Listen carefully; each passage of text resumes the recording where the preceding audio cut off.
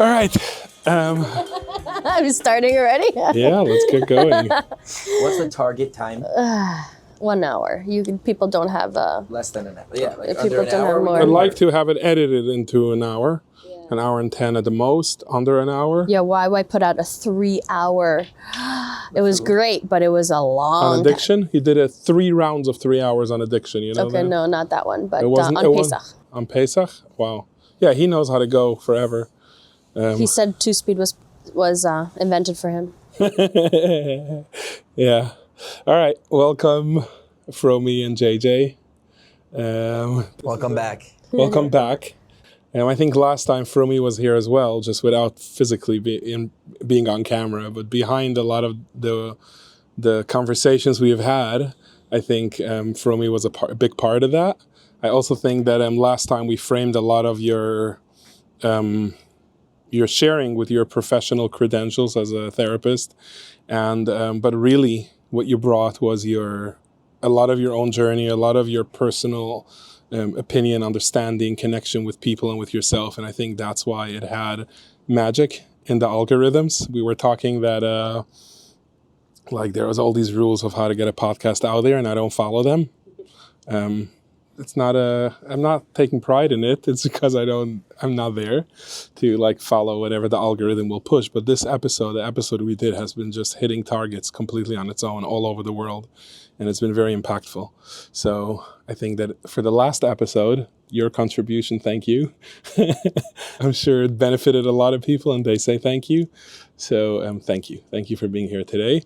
So I guess a good opening question is, it's 2 days before Pesach.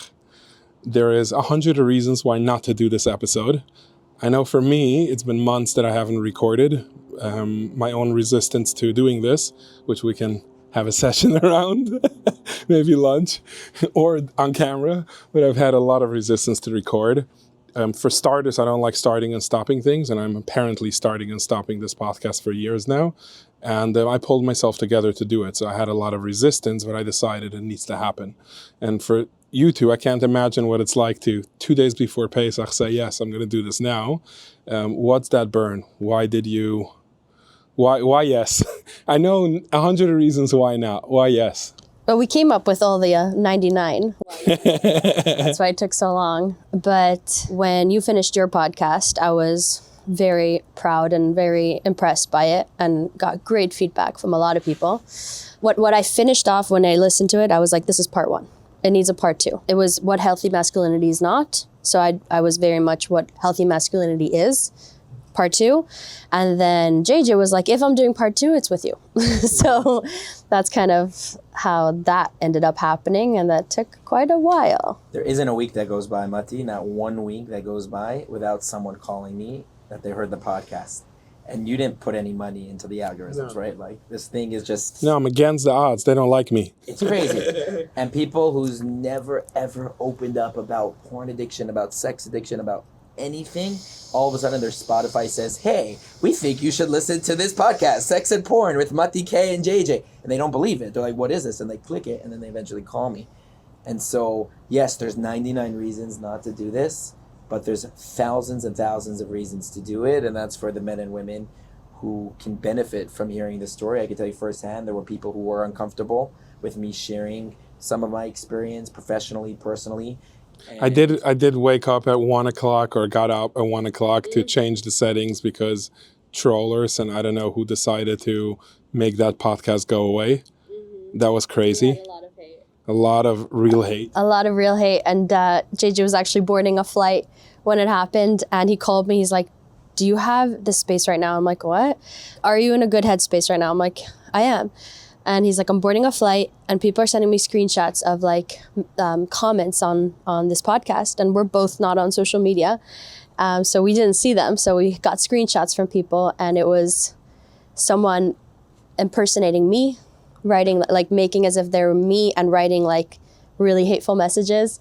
And I was like, it actually made me smile. And I'm like, JJ, that means we're doing something right. Wow. And I called Mati, and he got on the plane. He had no control, but I called Mati, and Mati... I was totally open to removing it, and you guys are like, we're doing something good, so we're not going to remove it. Well, Mati, you and I always talk about this, right? Masculinity pushing men to their edge and scaling up at that place where there's resistance, you go negadateva, you go opposite nature. So yes, there's a bajillion reasons to not do this, and there's been even like people who try to get us to take it down, but at the end of the day, even people it's helping and the impact it's having. Even now, you sitting next to your wife and just saying the words porn and sex in a conversation is not... That's like a regular Tuesday.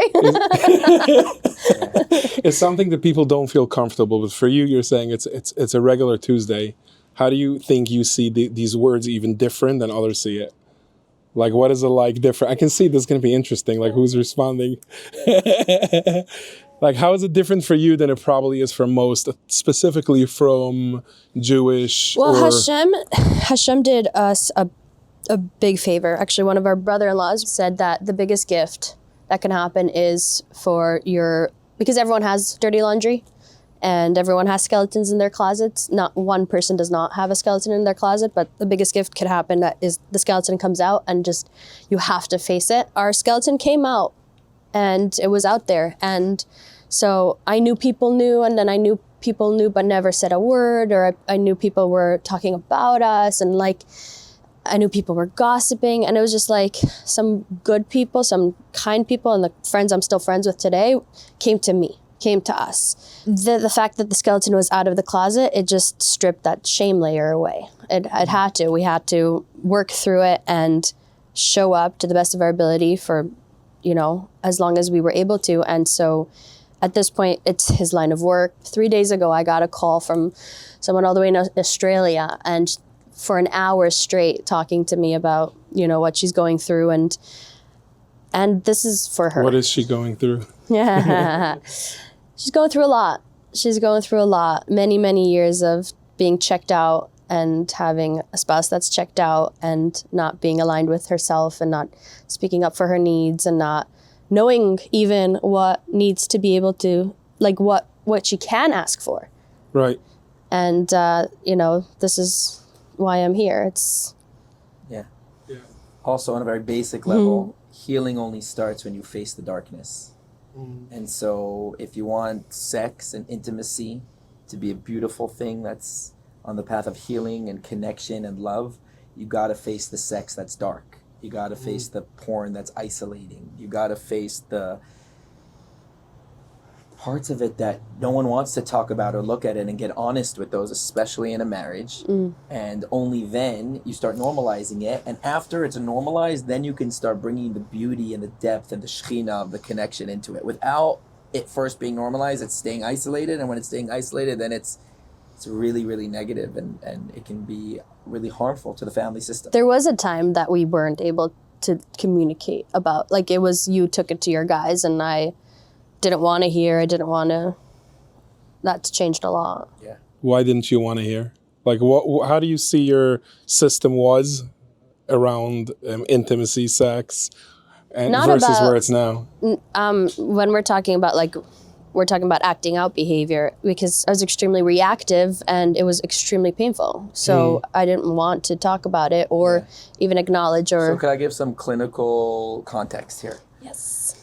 So after a partner finds out about their loved one hurting them, for the purpose of this conversation, we're going to use the male being the one who is the perpetrator, who's the one lying, cheating, hurting. Immediately after a discovery or a disclosure.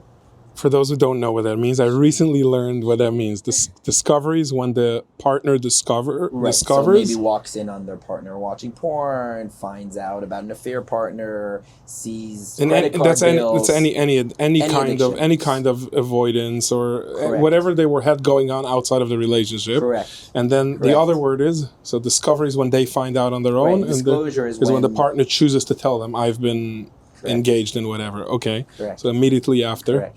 Immediately after, there's a ginormous rupture, right? So I've heard an example of, like, imagine someone would come over to you and say, you're not Jewish. You're actually Catholic. Like, every single thing you knew, your traditions, your foods, your language, is just all of a sudden not there anymore. That's really what a rupture looks like. Like, the first rupture is going to be that everything you thought you knew in your world, your family, your kids, your marriage, is just... isn't there anymore. It doesn't exist. And until you fully understand that concept of the rupture, both on the partner side and on the person who's going through on the other side, there's no repair. There's no connection. And at that point is where a lot of couples struggle to even get to the stage of repair. And in that immediate aftermath of betrayal is where many of them fall off. And I think it would be really helpful for the purpose of this conversation, because what we want to do is we want to share the message, not the mess. And the message is that when this does happen, when there is a discovery or a disclosure, and you are so vulnerable in that immediate future, and we had years and years and years of figuring this out in the mess, Still in the figuring it chaos, out. still figuring it out. But today, I think what we've been through can help a lot of people on that message of what may be helpful for the man post his just being discovered, and now he's in a tremendous amount of shame, and he's depressed, and his secrets are out, and he doesn't know what to do with that. And the partner who now's world just exploded and everything she thought she knew is a lie. And I think offering some direct, clean, informative support with your navigation here, Mati, could be really I'm an audience. Yeah, You guys have got this. could be really helpful for couples just starting out. I'm honored to just record and post, because this is not STEM. So this one. So let's focus on these two things. One is what you invited, which is what happens after a discovery when there's an explosion, and maybe you can take turns talking literally, like from each perspective for others. Let's Yeah, so in the focus on it first that way. podcast, we spoke a lot about what the unhealthy masculine looks like that in that response, which I'm very, very sure will look like covering up the discovery, white lies, staggered disclosures, which means immediately just trying to say what they can to get out of that danger, and then more comes out and a little bit more comes out and they find even more. It's so harmful. That's like what, death by a thousand stabs. Let's just say when I get a call from a woman looking for support, I say, have you had formal disclosure yet? And they said no. Then I said, then you just hold on tight, go into nature, take some deep breaths, and go for that formal disclosure if you want it. Because yes, when they are in that state, you can't really believe everything right away, and it takes some time, because they don't know themselves. They don't know themselves. Meaning the woman. No. Meaning who The does addict. know themselves? The addict doesn't know themselves because that they're actively like betraying or like no. avoiding? They're forgetting the pieces, and if the woman's trying to get some answers, it takes some time to get the answers. So literally take the brain on addiction. Yes. And when you're acting out, you're so offline, you're so checked out, you're so in cruise control of just literally being Covering up and acting and covering lies, up and doing. compartmentalizing, going back, more dopamine, less dopamine, and like literally on just a very basic practical level, you forget details of the acting out. Yeah. And as more sense falls into the addict, you start remembering more, and then more starts coming out, and more stuff's coming out. And I think what you're talking to is a very, very painful post-discovery or disclosure reality, right? Yeah. Where a partner can be looking at their husband and saying, can you just tell me everything? And the husband is so confused and so broken and so paralyzed and hijacked by his shame and the fact that he now lost his survival mechanism, which we spoke about the first podcast, which has been a secret for so long. So now it's like, and that's why it's so important at this junction for the man to have male support, to have his own support system of coming out of his addiction, of starting recovery, and for a woman or the partner, the betrayed, to have her own support system. And we could get into some of those details and what those formats actually look like in the support. But at this point, like any sort of forced reconciliation doesn't work. or repair when there's isn't Just truth. no sleep. Yeah. How many nights were we up till like 3, 4 in the morning demanding answers? Sometimes I was hiding the answer. Sometimes I didn't even have the answers. This is someone, a male who wants recovery. There's also male who get caught, and I have some friends like that, and they're gaslit like crazy. They're like, you're the crazy one. You're not giving me enough sex. You're not doing this for me, and you're not doing that for me. Who is gaslighting? The man? In our example, we're gonna keep this whole conversation. The man is the perpetrator, and the woman is the victim. For me, I would love to hear more about it. I think that could be really valuable for a man listening to this podcast, what it's like for a partner to watch the man turn the addiction, turn the discovery on the partner. Oh, yeah. Many women who've reached out to me or friends whose spouse blamed them for their acting out, like telling them that they're not pretty enough, telling them they're not skinny enough, telling them that they're not fun enough, or anything in that capacity, or they're not giving them enough sex. And what do you think of that? What do I think of that? When a man tells his wife that she's not giving him enough sex, she's not taking care of her body the way. I think that is soul crushing on so many levels that when I hear it, like, thank God it's never been my story, but I know that it's many people's story, and the recovery could look very different like that because the man is like so checked out. So how do you see it if there is no addiction? If a husband thinks he's entitled to actually tell his wife. This has nothing to do with sex addiction. Yeah. Any lie, any entitlement, anytime a man is told off, right? So they could either right away take responsibility, take accountability. Man is told off, or his wife? When the man is told off by his wife. Okay. Right? In response to, I caught you in this lie. Where did this credit card bill come from? You're not loving enough to me. You're not taking care of me. Why are you always in shul? Or why are you always with your buddies? You're not with me. And then sort of confrontation. Any kind of confrontation. Any woman's need. You're not showing up for me Yes. on a page. So you're more interested in them than in me. Yeah. You're not looking at me the same way like you used to. Our spark is gone. Like the list. Right. So either the man can stonewall and shut down and isolate and go further back into that, or get defensive. So what does stonewall further back into that mean? Because in his head, he's not into that. She's just not keeping up with what he needs. Well... Into what? In his head, he's not into anything. Correct. So that is, I would pinpoint as unhealthy masculinity. Nice. We got to the point. The healthy masculine is never going to make a woman feel not enough. Let me say that again. A healthy masculine is never going to make his woman, feel less than not enough. And I think there's so much power in a man, especially post a lie, hurt, pain, betrayed, to do everything in his power to remind his wife, his girlfriend, his partner, how remarkable she is. And at first, while you're still in that rupture, going back to how we started this conversation, sometimes the partner doesn't even want to hear that. But you stick with it. And the man stays with it. Even if he gets punched for it. Punched for it, shoved away, you're a liar. If you did that, how did you do all those behaviors? How did you do all those activities?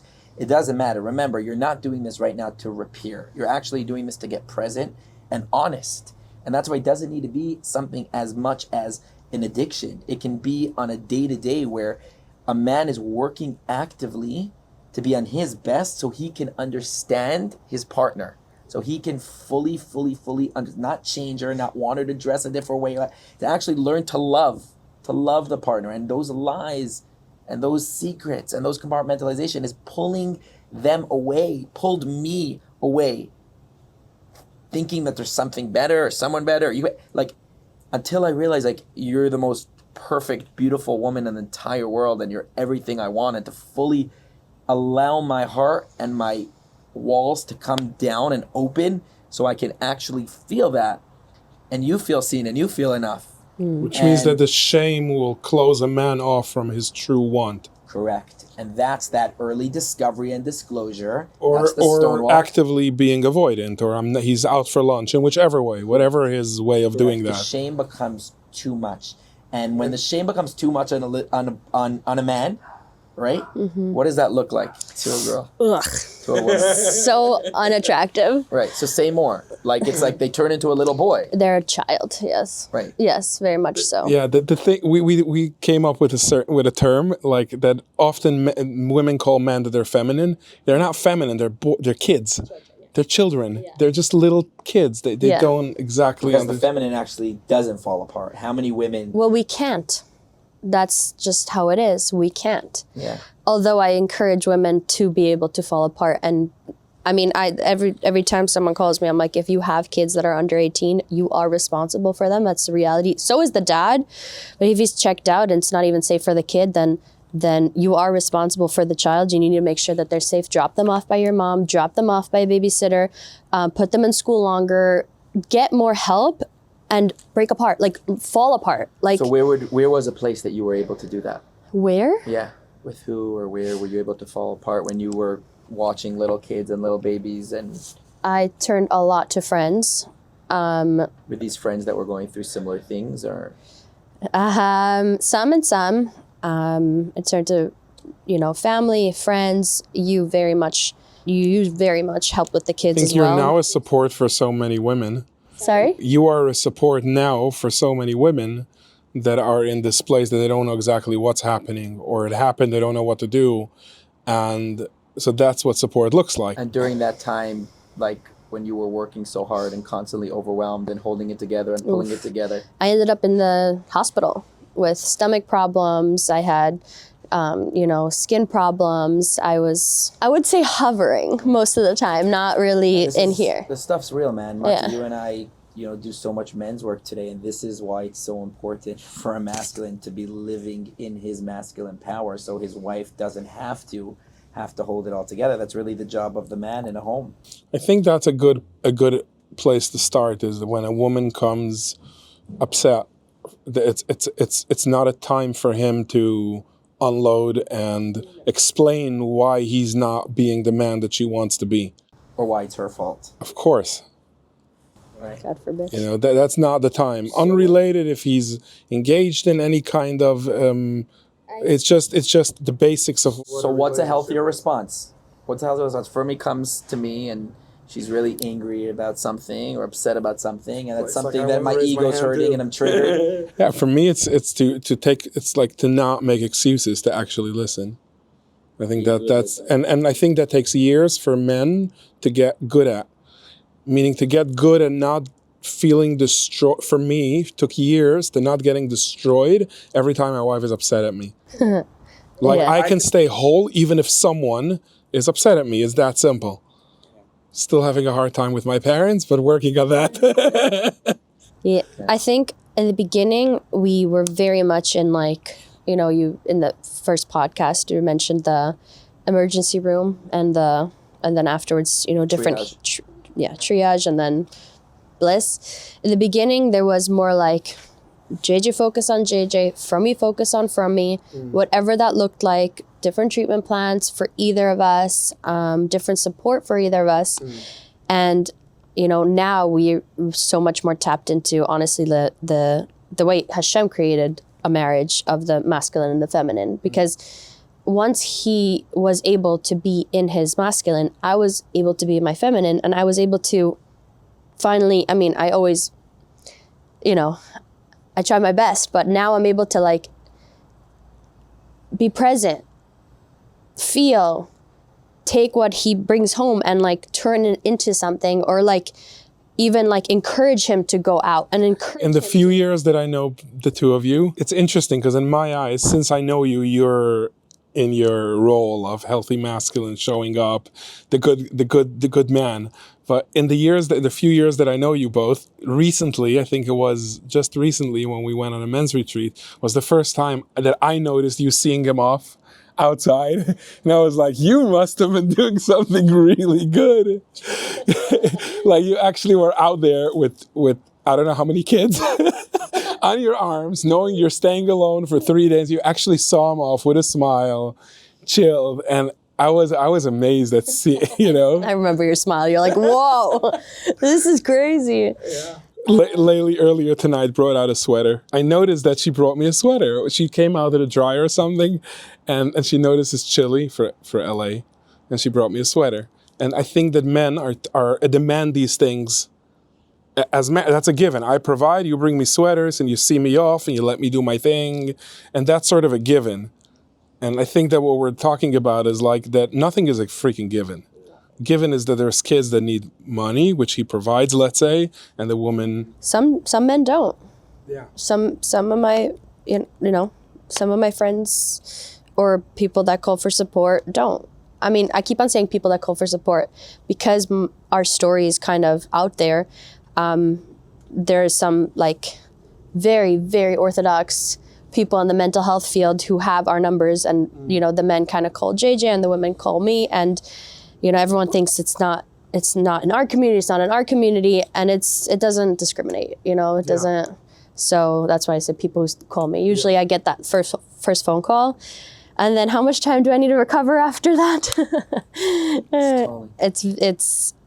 It taps. I have some friends who don't do those phone calls anymore because they're so, deep down in their recovery or got divorced, and they're done with that story. And I get it because it's a lot.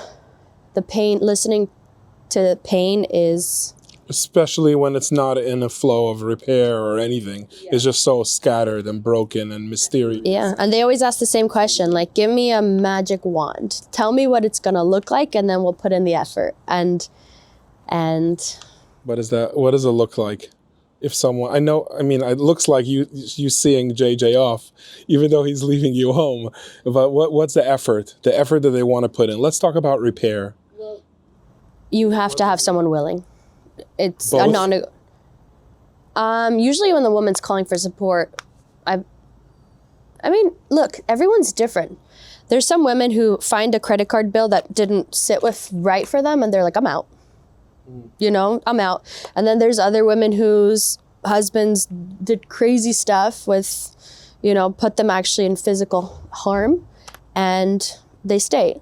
Everyone's very different, and no one's leading your life, only you are. So only you can decide where you draw the line.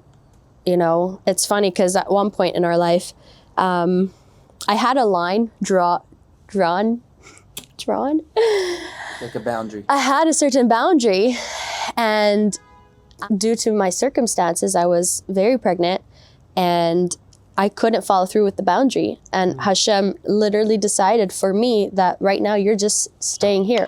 And I stayed literally on the couch, and JJ would bring me food, move the food away, bring me, tissues.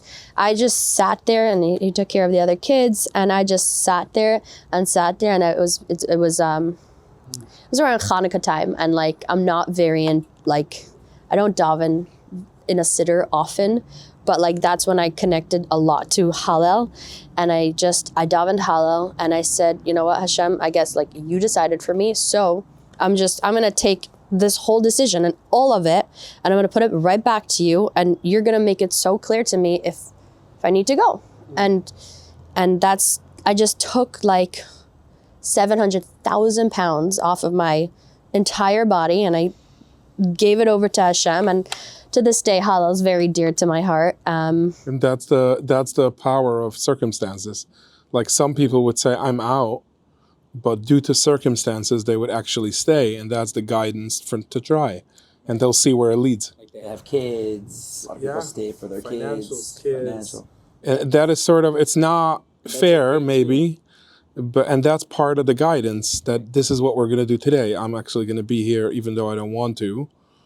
And that's a way of I think that God communicates sometimes through circumstances. It's his whisper. Yeah. But what I was trying to say is that man thinks and God laughs, and if 3 months later I would have had 100% clarity, then, but it wasn't. There wasn't clarity. There was clarity to sit and be and stay and work, and what we built was... So that's a good place to start with repair, is just to look at circumstances and see the guidance through that. So what do I do? What do I do? How many options do I have? And from there, what can people do if they're in a circumstance where they're stuck with each other? Well, for what I could say for the man, he doesn't really have a say right away. In the beginning, you got to show up. If you want anything to continue, you just need to show up. And sometimes that looks like get away from my face, and other times it looks like bring me food, and other times it looks like, can we talk about everything other than this and just make as if we're normal for a half a minute and totally live in like denial, it could look so different. But Sometimes 1 minute to the next. 1 minute to the next. But the man, if he's in it for the long run, He's actually selfless. he must. He's actually showing up to whichever way it hits the punch. Like, I want to work on this. I don't want to see you. Yeah. Recently, I called JJ for his advice. So I think what happens often is, I don't know if this is there is this genre of 20s men that thought being a man works one way, and really they're checked out of what real masculinity is. It might not have to a severe rupture, but it's just an ongoing lack of accountability or ownership or yeah. So they wake up one day and they're like, or someone that had a severe rupture and they're like 3 months, they're good. They show up, they're honest, they're present, and their wives are just mad at them. And and his therapist would diagnose his wife that based on the way she's reacting to him, she has a personality disorder. She's borderline or a narcissist because checklist, screams at you, yes. Throws a shoe right near you, yes. So I called JJ to consult, like I'm not a therapist. And how's that look like in repair in a household where for even repair just from avoidance, there was nothing, there was no safety, there was no depth, there was just nothing happening. And now he's showing up. Like, what does that look like in the beginning? Or for how long? Like, what's your take on that? Such a good question. An addict who is in addict mode is essentially like a narcissist. And there's something called narcissistic reactive abuse. And so like they'll push, and, you know, to a point where the wife is so done, they're going to do things that they never even thought of. And that will look like.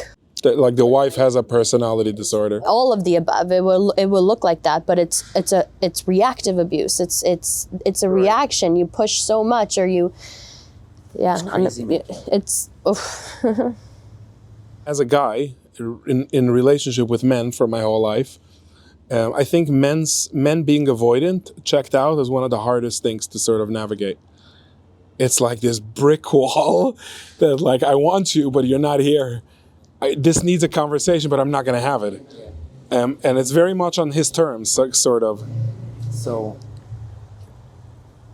first of all, it's a goddamn miracle that you even gave me the opportunity, one day at a time, to prove myself, to come back online, gave me the space to do the work, and I'm beyond grateful for that, and I continue to be grateful for that. And I think it's so important for men, when they have that opportunity, even if it's for the few hours where the wife is receptive, because as you just said, post-betrayal is post-traumatic stress disorder. It's PTSD. So the littlest thing can re-trigger the wife. So 1 minute could be like, come, I want you to hold me, man. And then 2 minutes later, it's get the heck out of my face. And when you do have that opportunity, when the man has that opportunity to come hold me, you are going to be the best holder, best cuddler, best showing upper that you can possibly be. You are literally going to dedicate every minute and every second of your life to do everything you can to make her feel safe, to remind her that she's remarkable, to remind her that she deserved an honorable man. And it's very easy. I did this, and so many of my clients did this, that they get afraid by the anger and the pain that their wife is going through because of them, right? It's like, my example I use is like, you broke her legs and now you have to be the one who pushes her in the wheelchair, and like 24/7, it's the reminder of what you did. Or you could realize now it's not about you, and now it's about you being a container of healing for her. You're going to be pushing her wherever you can to wherever you can, right? And so in other words, if we're focusing on the repair, it might not initially be relational repair, forgiveness, understanding, reconnection. It might be a very, very practical, just showing up and providing safety and security. And that might be 6 months, and that might be a year. Even if it's directed against him. Correct. And that was my answer to your question when you called me, and this applies to... I asked you how long. That was my question. I'm like, I hear you. And I think that I have an opinion. My opinion is the man has to be a man no matter what the wife's behavior towards him, attitude towards emotions. I think at least a year. At least a year. I think it's a year to 2 to get to anywhere and anything in this world. Correct. Like any kind of transition of anything is a year to 2. Look at children developing. Correct. And they develop fast as opposed to adults. Correct. We develop slow when we're older. Correct. So as kids, 2 years to walk, or whatever. And if we're talking about addiction and sex addiction, which is so secretive and so many people don't even know it. So they're living constantly, the partner is living constantly on lookout mode, and sometimes So there's that hypervigilance, the constantly not feeling. we triggered it, so it could take even more than a year. Right. And the man just needs to hold it together. The only way the man can hold it together is if he has a place to go to fall apart, and that's not in front of his wife. I think that I'm kind of scared of Frumie for this because it's difficult to navigate 2 sides, which means that like maybe there's a place where the man can even have understanding for his process that was so wrong, but to like alleviate that shame, to actually have a support where, you didn't know better, or this was screwed up, but you actually didn't intend to harm, even though you harmed. Like I find that in men's work, that's the point of having separate work done, which is what he can't want that from his wife because he's gaslighting her and hurting her. Yeah, he can though. Correct. Really? Yes. That's fascinating. How does that look? That's like goosebumps. Yeah. That if full circle can actually come to a place where even though he's the one that hurt her, he can actually receive understanding for that frame of mind. It was our 9-year engagement anniversary, and JJ's like, I sent him a picture, and he's like, you always knew me. And it's like, that's also what part of the thing that like scared JJ the most is like, I saw him and I saw all of him. And so like sometimes when it was like scary for him to come and see me because I saw it all, but I also saw that scared side of him. I still needed him to show up, but I saw it. I acknowledged it. Like when I was needing to be held emotionally, physically, it wasn't his time to shine, to ask me to do it back. But once he did it for a serious amount of time, I very much am so happy to do it back because I chose him. Like, miracles. You're tearing up. I think a woman's love to their husband is conditional. A woman's love to their son is unconditional. Unconditional. Of woman's course. love to their husband is conditional. There's one condition, which is safety and security. And when there is safety and security, then the love becomes unconditional. But that always has to be there. Which means he needs to keep feeding the meter. He needs to make sure that no matter what, he provides love and safety. And that can mean can mean anything. In my experience, that's meant I'm feeding my own meter. I'm going to do my own work, my own circles. That's why I walked outside with the babies and saw him off. Right, because you knew that he's going to build his own safety. So I can come back and create safety for my family. But it took a lot of time and a lot of retreats and a lot of inner work till Frumie saw that this is actually sticking and actually worth it. Some of the early inner work that I used to come home, it was very scary for Frumie to trust it or to see it or to believe it, and received me with very different than what you saw. Yeah, I think a wife doesn't need either. Not the one, I'm so broken and that's why I did it, or I'm so whole and I'm not going to do it again. Like, don't give me either. Just don't talk about yourself for once. It's not about you. Yeah. No, but also I lived through many different modalities of healing, and I was like, oh, another one, oh, another one, oh, another one. And today I could see that they were all building blocks. And we still have a long life left to live. Thank God. That's really interesting. I think that partners are sick and tired of their partner going from one thing to the next thing to the next thing, and you promised me 100 times that this one is going to make you like this, and this therapist is going to, like, what's that? For the partner that's sitting there waiting for him or for her, but for him to finally show up. And it's scary to get vulnerable, which is to be hopeful again. Because the last modality that he went to try, and he came home and there was a relapse shortly after, or there was something else that I didn't know about, and another lie, and another gaslight, and another crazy making. So why should I be open to being hopeful for this time now, right? And sometimes she's right. He goes from one journey to the next, or from one program to the next, is doing nothing. How does one know when to listen to his wife and when not? She'll tell you. She'll tell you. it's crazy. For me, you knew every time. Every time. Single time that something was about to erupt. Well, not only erupt, but when you, like, just when you were offline. You know when I'm offline. 100%. See it in my eyes? See it in your face. It's in my face. And that was the scariest look ever. Like, to look at Frumie where she knows, but in my head it's still compartmentalized. And she's like taking a step back from me, like, you're not here right now. You're not here right now. This isn't you. I'm like, what do you mean? Yeah. I'm like, what do you mean? I made the biggest of this, and I showed up this, and I ran this massive. You see how much money I'm making? How much everything I'm doing? You're not here. You're checked out. Listen, just be honest with yourself. I tell guys that the wisdom men should please stop and compare wisdom that they think they have, like mansplaining and trajectories and the ultimate truth of things that would changes, but to their wives' wisdom. We need both. To compare it is like just not. It's not. I'm not one of those anti-men either. Like, we need both, but God gave a woman a special intuition.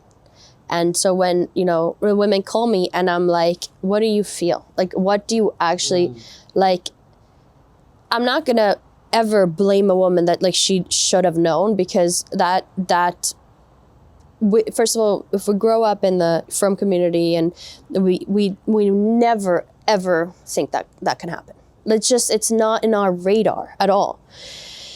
So after that, like, when you do find out, etc., like, you can start tapping into, like, does this sit well? Does this not sit well? Does this? That's part of the repair. That's part of it. Is where the woman's intuition is back online. Yeah, but it takes the woman to, like, realign herself. Right. To get back on. Which is his job, to keep providing. Provide. Just be there. Just be there. That's here. What we've been talking to. Right. Even.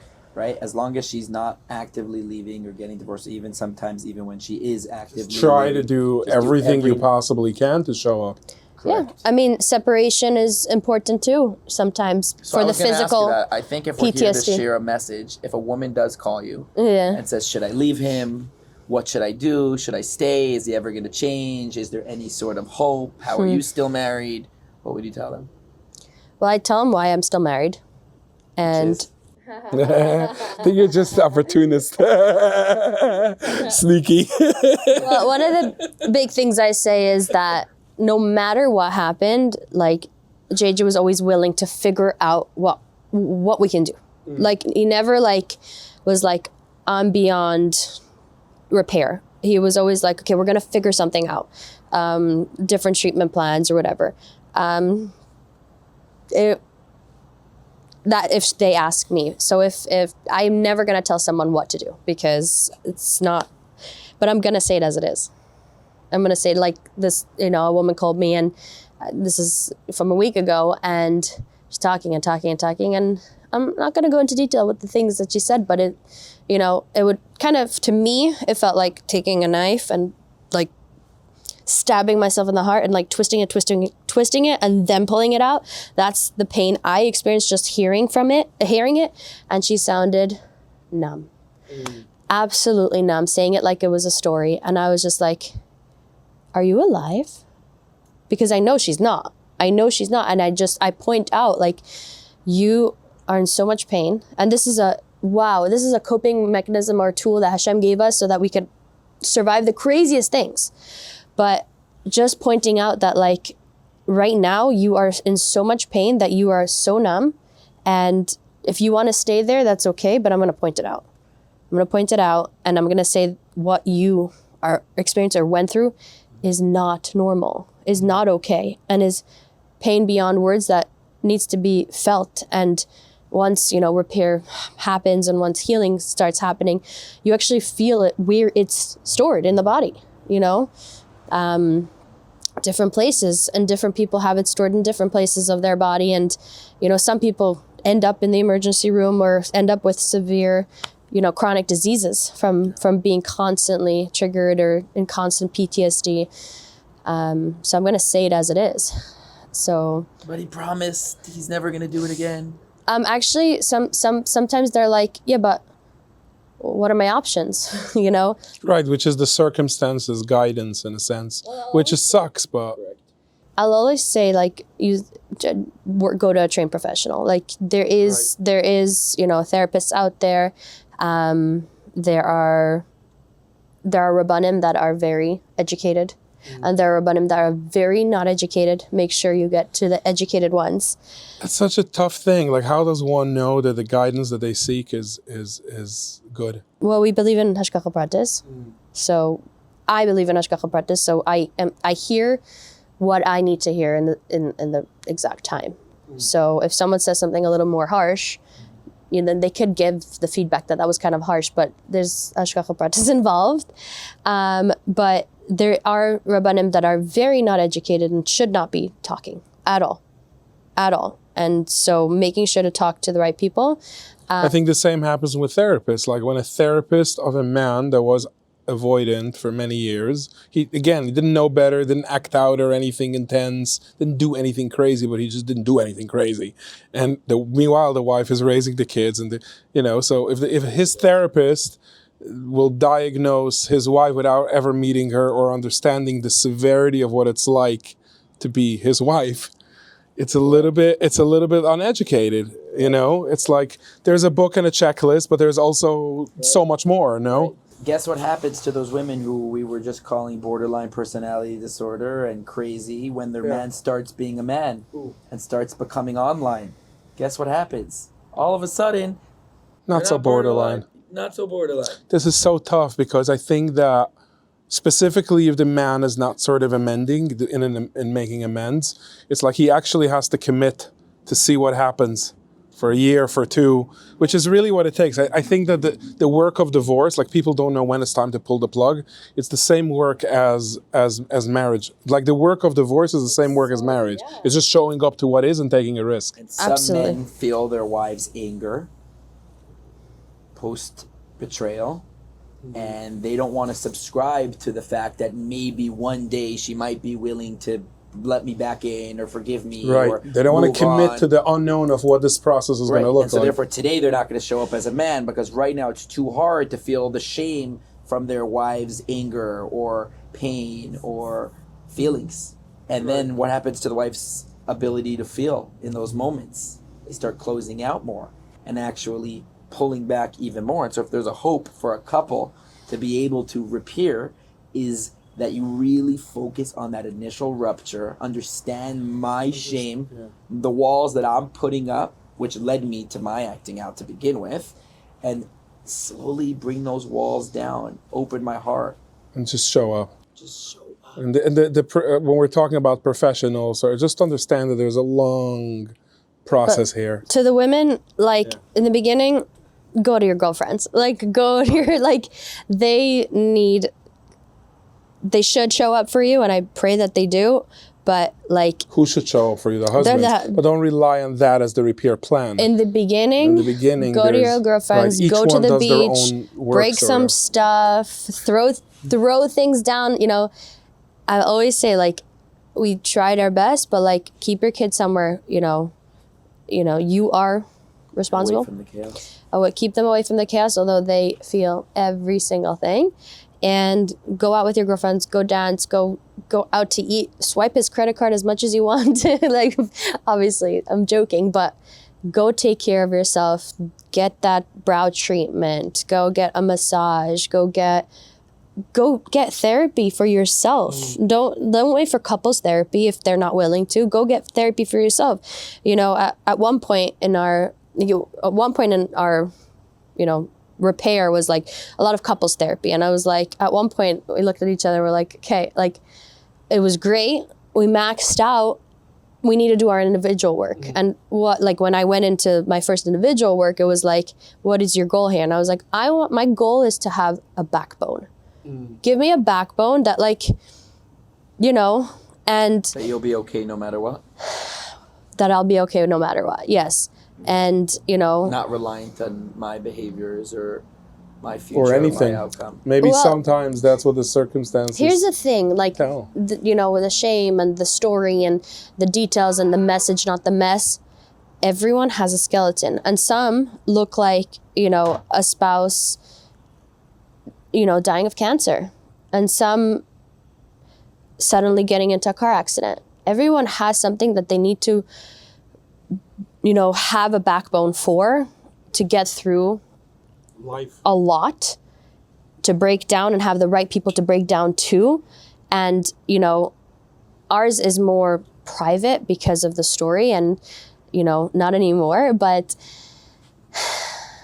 the backbone needs to be there anyway. So you need to take care of yourself, you know, not in a martyr way, but in a way of like, some days, you know, it's a shiatsu massage and other days it's a night with a girlfriend just crying and crying and crying and crying and crying. And maybe for men that looks like being vulnerable with men. Maybe their repair looks very different than their woman's repair. When I started practicing intimacy with men, guess what happened?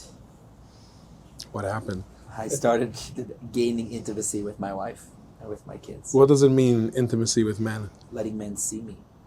Sometimes as simple as just getting on the phone call with brothers who worked a similar recovery program as me, brothers who would push me in the right direction, other brothers who held up the mirror and gave me some of that masculine feedback to point me in the right direction, to help me take my arrows out, whatever that was holding me back, and allowing them to see me and me to see them. And it wasn't so scary after a lot of time doing that. I think there's a type of men's support which is very different than what you're describing. It's more like dismissive. The women, the wives, just tell her so, you know. We are complex, like, with all due respect. We're very complex, and I'm not going to be the first one to say that. We're on a different frequency. Good, bad, it doesn't matter. We're complex creatures, and it's beautiful. Yeah, but for the feminine to truly be in their power, they can't live with a masculine that's offline. If they're with a masculine, they can't live with a masculine that's offline, correct. And that's why I do have gorgeous, amazing friends who chose divorce, and that was their story. And they didn't, you know, whether it's their spouse not being willing to as many chances as they gave, and they were so giving, that was their story. And they're my closest friends. Take the chance they're given.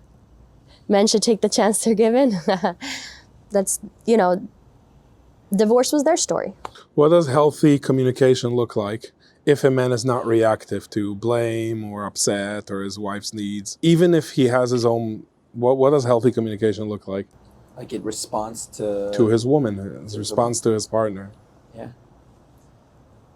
Healthy masculine response would first be to really listen and try to understand what. The first thing is put the phone down.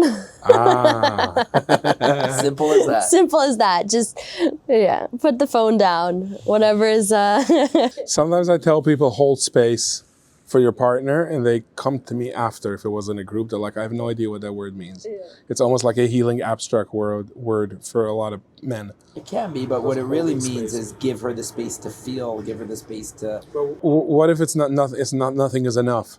It's like, if he is quiet, it's like, why don't you say anything? If he says, why are you trying to fix it? Yeah, sometimes it's going to be like that. Sometimes there was nothing I could say in response that would have been the right thing to say. Absolutely not. Absolutely, yeah. Yeah, Sometimes there really isn't the right thing, but I stayed and tried again and checked in with brothers, checked in with my therapist, checked in with my support community, and tried again. And sometimes the next thing was right. And then I asked, did you check in? Did you check in? Did you check in? Eventually, for me, you started seeing the value and the importance of me needing to be with men and checking in with men in my recovery. And you also knew when I was isolating from them, because somehow then, guess what? I was isolating from my wife. Frumie, I have a question. What did you not know about being a wife that you know now? Like, what do you think Like, where were you wrong? Like, what did you not know about your role as a wife or about men? I knew nothing. You know, we grow up and we think of the gown and the beautiful wedding, and I always knew I wanted to have kids and be a mother. That was like very natural for me, thank God. I grew up with parents who were very much in love, and so, you know, when JJ was driving home from work in the first week that we were married, or like post like Chagim or the holidays, then when we came back and started work again, and he wasn't like calling me on the way home, this is what I witnessed at home. Like my father always called my mother and was on the phone with my mother all the time. I was like, oh my God, this is not like, I didn't know that we're like two very human beings. I have to like figure out life together. And, but I'm definitely not the norm either, you know? What do you mean by that? Our story was started in Rupture, and, you know, and until we started even a little bit of getting to know each other in like a soul level, it took some time. So it like, not that I didn't know who you were, you know, and you chose me as well, and you knew who I was, like you knew my boundaries and my ability and my strengths too, and you chose someone like me, you know. And that's... Thank God. So I didn't know that, you know, the labor was going to be that hard. We're still figuring it out. Like, we don't know it all at all. So what At happens? all. So what happens in year 7? We're up JJ to mentioned something. 7-year itch. Yeah. Oh, yeah. What happens in year 7? Well, That a what lot of happened people, but year 7 we, of a we relationship. had like year 1, 2, 3 that was like itchy, so 7 was bliss, you know. It wasn't. I think that the counting starts from when people start actually waking up. It doesn't start at 20 or at 30. It's like there's a certain amount of years in that something happens. Yeah, like physically this year was like the most unaligned year in like in our personal like homing and stuff that we were experiencing, but we were experiencing it together. And that was like crazy for us, that we were, the whole time that we were going through whatever we were going through, super aligned with each other. Because usually the chaos that we know was like a very individual, very separate. I know what you mean. I think people that didn't build years of relationship work don't know what you're talking about. Meaning to have a year like that, but together, like it's wild what can happen. I also had to get to know myself in a way of like understanding why, and this is not at all a blame or a taking responsibility for his behavior at all. I had to get to know why I you know, chose friends that were not so good for me, or chose, you know, a spouse that, you know, struggled, and that I had to tap into that. And that was like getting to know my empathetic side. Like I felt, you know, something, and I felt I knew something, and I felt like I can fix something. And Meaning fix him. So there's I think subconsciously maybe. There's a subconscious or... There's a subconscious of that maybe, but, you know, in certain therapy modules, like empathy is always, I mean, listening empathy is great, but someone who's too empathetic is not a good thing. And until I found a you know, recent healer person that's been supporting me and us, empathy is beautiful and it's special. And, you know, empathy with boundaries is the most beautiful of it all. And so how do we get that to like going through things together? Like JJ could experience something at work and I don't have to take it in. I could just be there. I could just listen. I could not try to fix it or try to manage it or get on his mood. And, you know, that's kind of like being there and hearing him. And that's a big shift from 10 years ago, seeing relationship to correct, today. because right away, It's like you're seeing yourself, how my empathy works and doesn't work. It doesn't, yeah. It doesn't work when the whole house gets into chaos because now mom and dad are overwhelmed. You know, it's fascinating too. It's like we've been speaking a lot about doing your own inner work in the immediate aftermath of a rupture, and then repair comes. But repair is here, and we're still both doing intense amount of our individual work. Yeah. And what I've seen in the professional work too is like some of these couples, they figure out a way of repairing, and then somehow they drop out of their circles and they stop doing their inner work Individually, yeah. Say, yeah, it's individual. And all of a sudden, like, slowly but surely, guess what happens to their addiction, right? creeps back in. Sometimes it's not immediately. Sometimes it's over a few days, a few weeks, a few Yeah, years. so It doesn't people give a rat's ass, Yeah. right? That you're now all of a sudden intimate with your wife and close, and there's repair. Like for 15 years, for 20 years, for 50 years, this has been your behaviors, this has been your coping mechanisms, and you're destined to naturally go back there. Which is interesting to me. Like people have this attitude, or in the beginning of my work, I guess I track different people now, but I would find this attitude, why do I still have to spend money on this? And I'm like, why the hell not? Like, don't you want a space where you're allowed to feel in a safe way so it doesn't blow up in other places? Don't you want to nurture your own self? Now I'm doing individual work that really doesn't even involve for me. Like there's so many years of me having to do the work to figure out how to be a husband and how to be a man and how to be a father. And now some of the work like I'm finally being able to get to is like clean out some of the early shame that I've been carrying and hold and childhood stuff. And thank God I am so blessed that I have that opportunity to continue doing this deep sacred work, because and that's really the bracha of looking back and understanding why we had to go through this. And I know it's so hard to say and share and process. And it probably can be triggering for some who are still in it. And it's justified and rationalized for someone to get upset at that comment, because when you're in the pain, you don't want to hear Ashgacha Pratis. You don't want to hear it's for the good, it's for the best, you're going to figure it out. But the journey that I'm seeing with us is truly one of heart opening and understanding why we had to go through what we did. Should we bring in a little Pesach thought into this on this note? You just shared this with us that in order to be, help me out here. In order to be Yotze Mara. In order to be Yotze Mara, you can't swallow it, because if you swallow a pill, you don't taste it.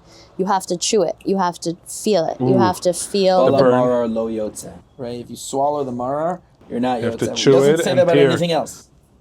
Chew it. You have to feel the pain. You have to really go through those moments of what the Jewish people went through to fully understand it. And my prayer, or my prayer to, or my bracha to people, is that Hashem could show up in love and kindness as well, and not only through pain. So, revealed goodness and kindness and change through that is possible, and that's my bracha to everyone.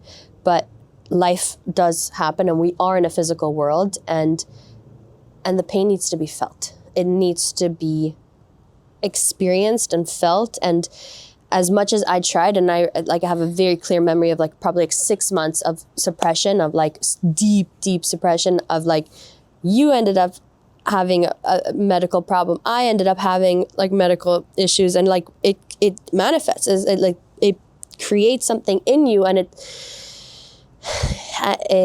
it's your body can't function. It's my body. And the antidote to that is to build connection, separately in a place. Yeah. But for other people, so you can face the darkness, because healing can't start unless you really come out of that shame. So if someone is in whichever place they are in life, it's like a big shift is just to create safe connection wherever. Yeah. It's really hard in the Jewish world, especially when there's so much pressure on what a family is supposed to look like, and when we don't talk about porn and sex. You're asking how we're able to say it so candidly. There's so many places where when Frumie and I were able to talk about it, and it really made people uncomfortable to be talking this deep, this open, this vulnerable. And it's been a process, and a lot of people call us confidentially at first, at the beginning, to understand more about themselves and what they're going through and what to do in this immediate rupture. And thank God we are able to be in a place where we can speak about it candidly and hear them and look at them and not be fazed, and encourage them with hope and a message that there is possible repair, there is connection. There is a slogan, your marriage might not be okay, but you will, and it's real. It's real. It's a powerful thing to start developing, to be a self. Yeah. And that's the backbone that definitely a woman needs to work That's on. what you're describing. That's that work of starting to become a self, and that PTSD and to just come online again. But that goes also with feeling all the feels of what it looks like, you know, in the frum community, you know, divorce, what that looks like, or separation, what that looks like. Separation sometimes is the woman's nervous system just calming down for like a half a minute and just not being around a petty trigger the whole time. Like, the woman needs to do that sometimes. And that doesn't mean like you don't have to jump the gun. What about the kids? People, that's the line. What about the kids? What about the kids?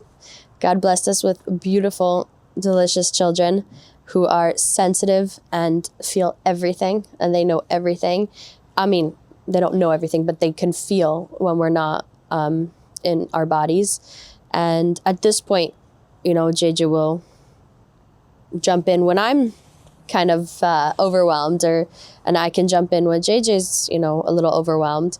But what about the kids? The kids, if you choose to have them, you need to take care of them. That's just...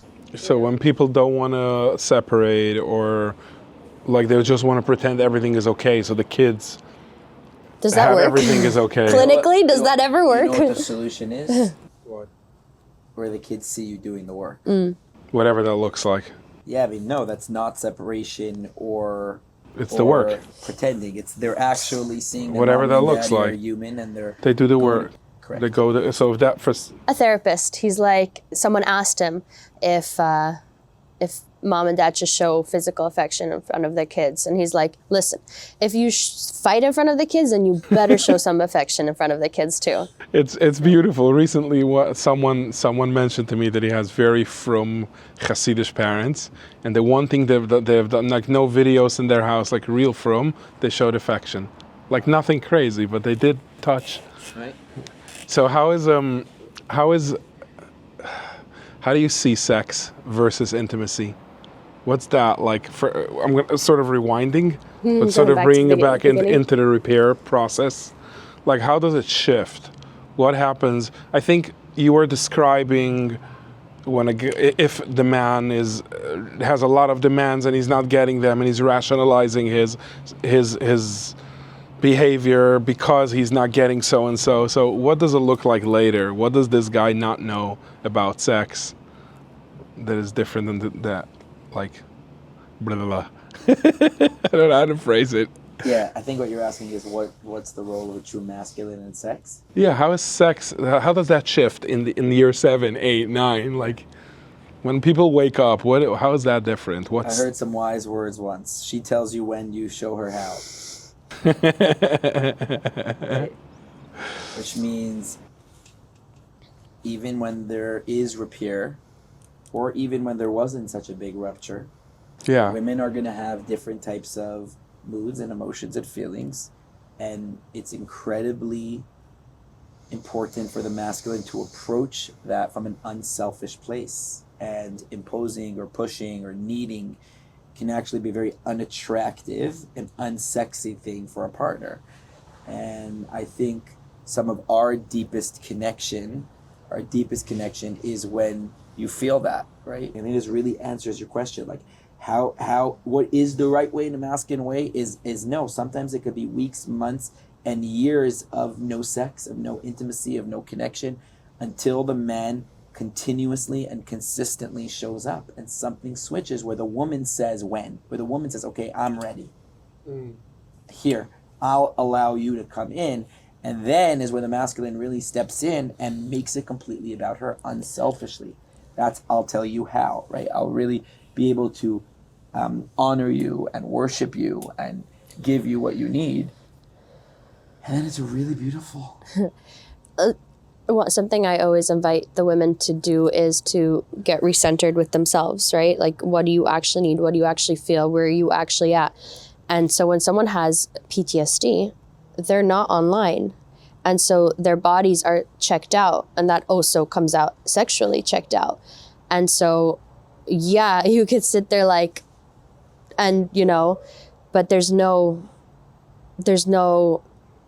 giving and receiving happening. I There's find no that spirituality I don't happening. understand how guys are interested in that. I don't chap. Like they just like how's that attractive to a man? Like if their wife just lets herself for him, like what in the world? Like They're in a lot of pain. the man. Okay, this is where you turn to men. Women, I don't have too much empathy for that. Right. But yeah, it's That's not connection. no. Right. And if a man is experiencing that, like, I'm here to say there's a lot more.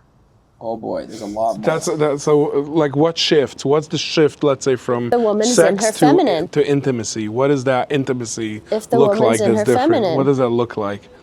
For what should someone know that they don't like look It's so forward beautiful to? in these conversations that everything is like there's no time, there's no order here. Like everything keeps layering over each other. I don't know if you guys realize that, and it's really really cool to be able to say to pull this back to something you said earlier, right? Which was that when a man can build connection with another man and start offering his vulnerability to them, the man is let in, and then you started sharing, Letty, about what holding space means for a woman, and that might just be some sort of spiritual therapeutic word. That's actually the door to intimacy. That's actually the biggest turn on a man can do for his wife, is actually hold space, actually learn connection first with the men, and then eventually with the women, not getting defensive, not stonewalling, giving that space where they're actually heard and allowed to feel, to go up, down, without rolling your eyes, without rolling my eyes, without picking up my phone, as you so beautifully called me out on. And these are real little things that lead to some sort of understanding that this incredible intuitive feminine feels, okay, I am safe and comfortable right now. I feel seen. I see you. You see me. That's intimacy. Physically, Yeah? I mean, one can just get pregnant, right? But also, like, if a woman is safe, feels safe, they can literally turn what you give into a human, you know? Poof. I never thought of it that A man, way. I always ask him, it's like, okay, so I birth our babies, and like, how do you feel connected to this baby? How do you feel connected to, like, I'm like the whole time, like connecting to it, getting to Wow. know it, and like feeling it. And like, how do you feel, like, what do you guys feel like? I can't imagine being the man, and like to through a showing point, up safely, I to think. a point where I had a dream that like JJ birthed this baby, and I was like, that's my time to shine. How dare you take that away from me? And so that's like the ultimate, like, again, not every time it turns into a pregnancy, but it gets to a level of spirituality, and that, you know, it's the most godly thing out there when both partners are checked in, when they're aligned with themselves. And That's the intimacy. Yeah. The two people checked in. two people aligned with their bodies and in their bodies and not hovering. You know, how many times have I heard a woman say that they were laying there and pancake and hovering, and that disalignment, to get back to yourself, is 5 sessions of therapy. I'm telling you, like, it's expensive. It's really hard to get back to, because of what happens to your soul and your mind, and your body is just like somewhere else. And some people it happens often, and it's really hard to live like that. It's very hard. So, you know, some people have like different rules, like 90 days, no, you know, sex, or I don't believe in the like different rules. Like if a man has a certain recovery program set in place, and both are okay with that, you know, some women who experienced betrayal, they need space and they're okay with that. But if a woman needs, you know, physical touch, then she should ask for it and get it. And really And make the rules, like create what she wants and what she doesn't want. yeah. And again, as we said many times, it could look very, in the beginning, it could look one day like this, another day like that, another day, please leave the house. She tells you when. But both recovery programs should look very much okay for both. It's, the man can't like just go off like, oh no, I need to, never have sex again and da da da da. Like you have to talk to the wife about that. Like you're married, it's not an option. Like That's the thing. I'm never gonna have like for men. Not never, but like 90 days, 60 days. There's different like, whatever. I mean, some treatment plans require abstinence even from their partner to have some time to abstain and remove the drive and the neural pathways of needing that dopamine. And I think what Frumie's saying is like that could even be unfair to the wife at times.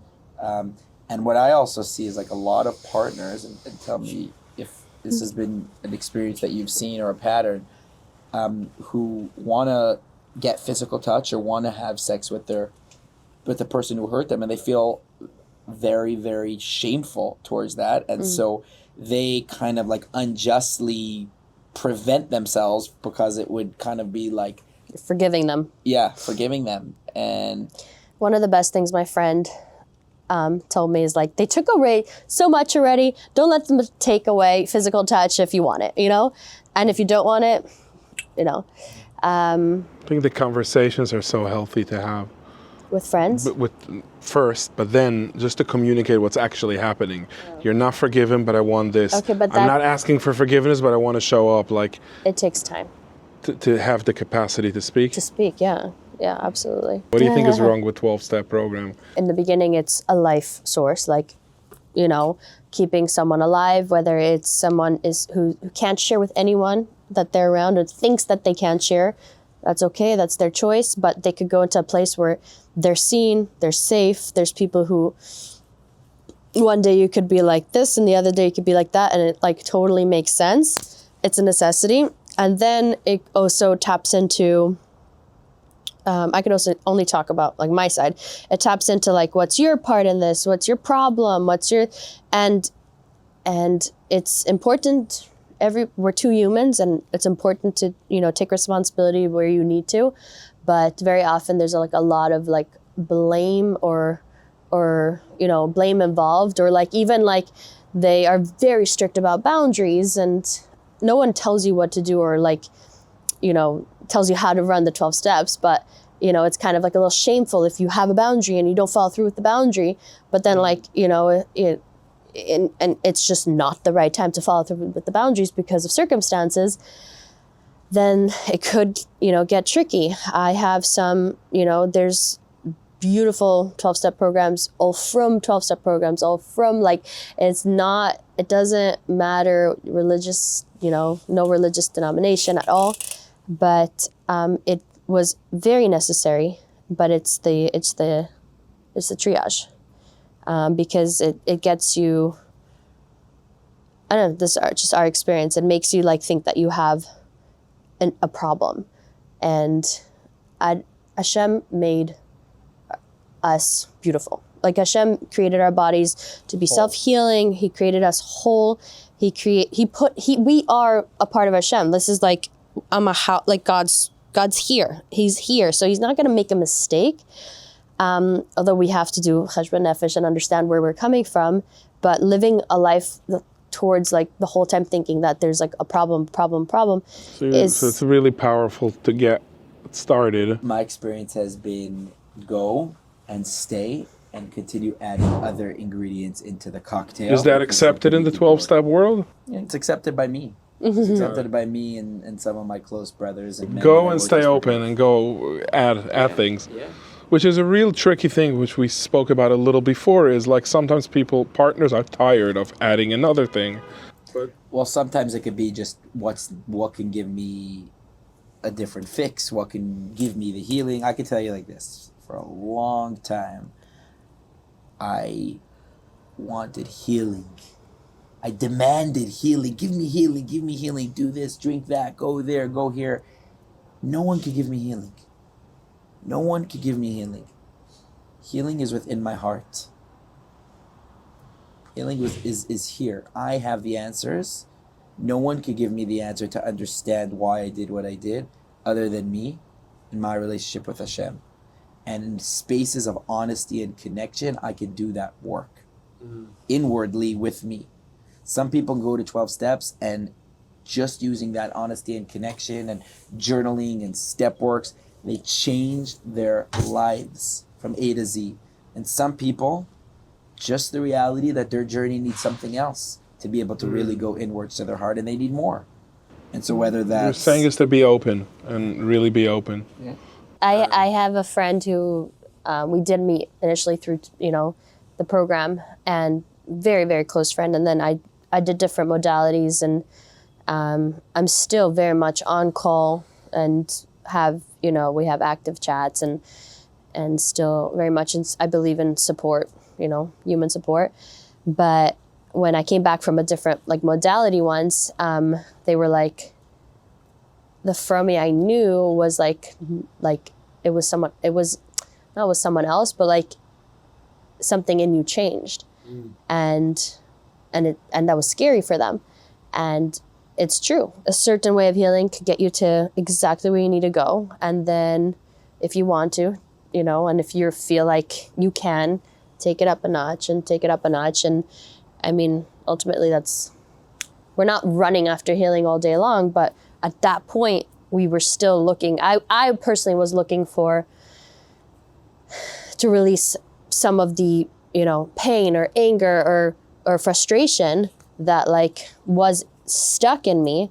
And once I'm able to do that, I'm able to go out with my kid on my hip and, wave goodbye to let, allow him It's go. something when you do something that's good for you and friends are scared of that.